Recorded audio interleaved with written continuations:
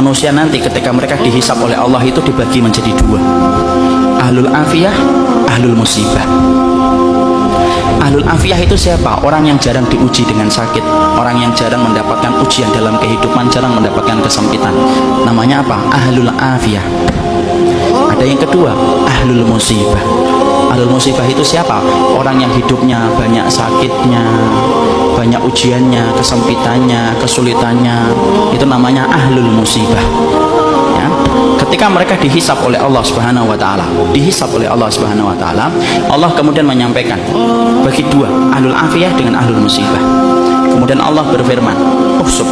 Hisab itu ahlul afiyah, ahlul musibah dulu. Ahlul musibah kemudian dihisab oleh Allah lebih dulu. Para malaikat menghitung satu persatu perbuatannya dan menghitung bagaimana ujian yang dia rasakan dalam hidup ketika bersabar. Kemudian para malaikat setelah mendapati semuanya selesai, mereka lapor sama Allah, "Ya Allah, ahlul musibah tidak tersisa dari dosanya kecuali sedikit, dan mereka mendapatkan pahala yang besar karena mereka bersabar atas segala musibah yang Kau berikan dalam kehidupan di dunia." Antum tahu? Allah kemudian berfirman, "Utuhum salasa." Kasih mereka tiga perkara: khairan, mangzilah, dan afiyah. Khairan, beri mereka kebaikan. Kebaikan kalau di akhirat apa? Surga. Beri mereka yang kedua, mangzilah. Mangzilah itu apa? Tempat yang paling tinggi di surga. Tempat itu tidak bisa diperoleh dengan sholat, tempat itu tidak bisa diperoleh dengan sedekah, tempat itu tidak bisa diperoleh dengan haji dan umrah. Tempat itu hanya bisa diperoleh bagi orang yang mereka diuji oleh Allah dalam hidupnya dan dia bersabar.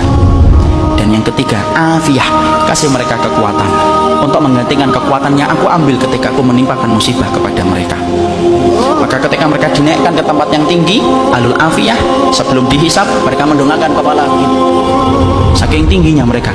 Dan ketika mereka melihat kedudukan ahlul musibah semacam itu, mereka sebelum dihisab berkata kepada Allah, "Ya Allah, kalau kami ngerti di balik setiap ujian seberat ini Engkau mengganti setiap kesulitan mereka, tolong ya Allah hidupkan kami lagi, lalu kasih kami ujian, potong-potong daging kami, daging-daging yang kecil, kami sabar untuk merasakan itu sampai mati, supaya kami mendapatkan tiga yang Kau janjikan kepada ahlul musibah saudara-saudara kami."